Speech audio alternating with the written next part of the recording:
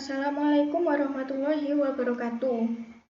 Perkenalkan, nama saya Affanadita Rezkia Kaurina dengan NPM 210810101138. Di sini saya akan mempresentasikan program final project statistika komputasi yang telah saya buat. Program saya ini diambil dari jurnal yang berjudul Implementasi metode Nebwise ke Sivir untuk klasifikasi status gizi stunting pada balita. Yang pertama yaitu di sini saya membuat file header terlebih dahulu. Kemudian saya membuat string ulang yang di dalamnya ada integer jenis kelamin, usia, berat, tinggi, miskin, dan kategori. Ini tuh diambil dari variabel-variabel input yang ada di dalam jurnal. Kemudian untuk di sini saya membuat double untuk stunting normal yaitu variabel output dan kemudian jumlah data atau banyaknya data di dalam jurnal tersebut. Kemudian saya menginisiasi dengan tipe data double untuk AB untuk jenis kelamin stunting dan jenis kelamin normal. Kemudian CD untuk usia stunting dan usia normal, EF untuk berat stunting dan berat normal, GH untuk tinggi stunting dan tinggi normal, IJ untuk miskin stunting dan miskin normal, KL untuk kategori stunting dan kategori normal. Di sini saya juga menginisiasi probabilitas stunting dan probabilitas normal. Yang terakhir yaitu menginisiasi hasil stunting dan hasil normal.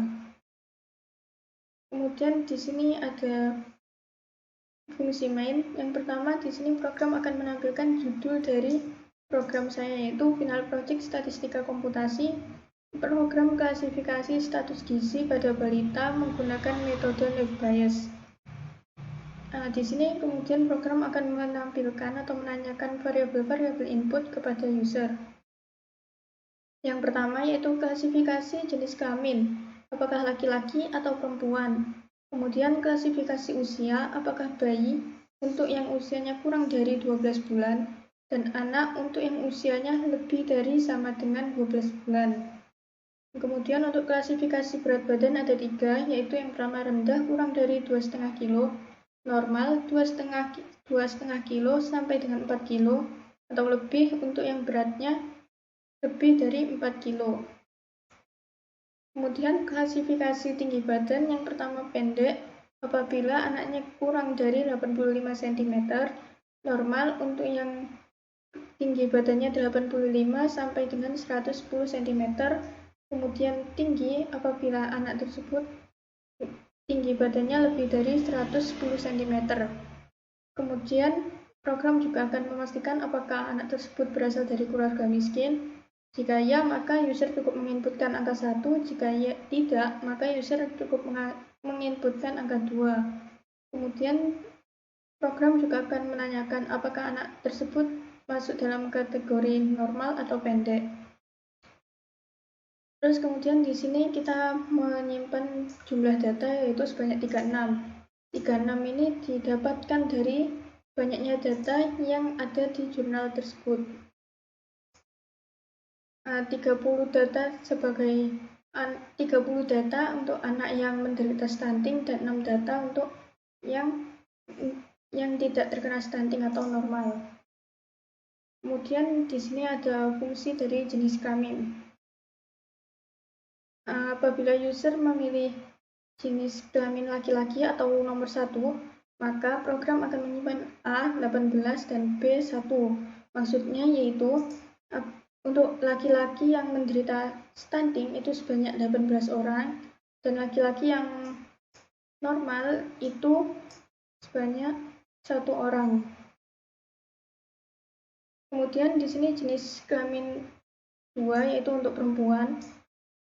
Perempuan yang menderita stunting sebanyak 12 anak dan perempuan yang normal sebanyak 5 anak. Kemudian untuk usia, di sini usia bayi yang terkena stunting ada 7 anak, usia bayi yang normal atau terindikasi normal sebanyak 3 bayi.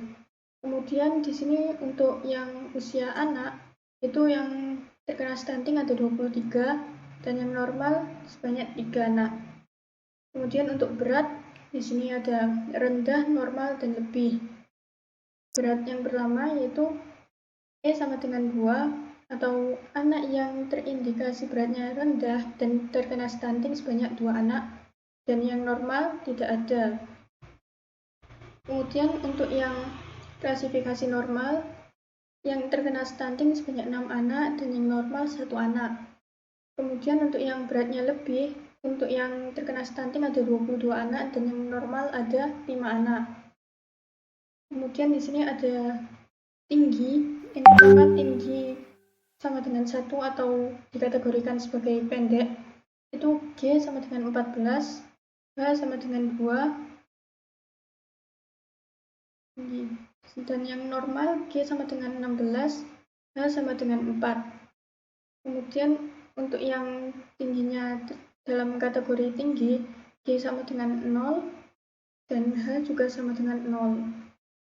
Kemudian untuk yang dikategorikan keadaan miskin, yang Y sama dengan 1, maka yang I diisi 16, J sama dengan 1 sesuai di data ini. Kemudian yang tidak miskin, yang terkena stunting sebanyak 14 anak dan yang tidak miskin dikategorikan normal sebanyak 5 anak.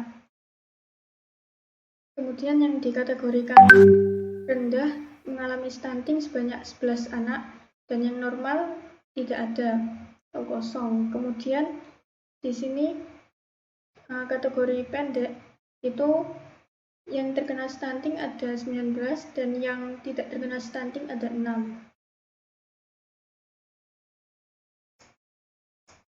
Kemudian kita probabilitas stunting yaitu stunting per jumlah data, dan yang normal yaitu normal per jumlah data.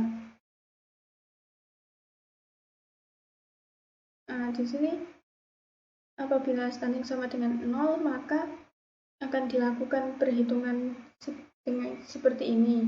Kemudian akan menghitung hasil stunting, yaitu mengalihkan semua kategori yang terkena stunting, yaitu probabilitas stunting, jenis kelamin stunting, usia stunting, berat stunting, tinggi stunting, miskin stunting, dan kategori stunting.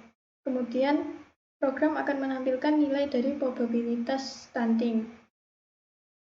Kemudian untuk yang normal, kita mencarinya dengan mengalihkan semua keadaan yang normal, mulai dari probabilitas normal, jenis kelamin normal, usia normal, berat normal, tinggi normal, miskin normal, dan kategori normal.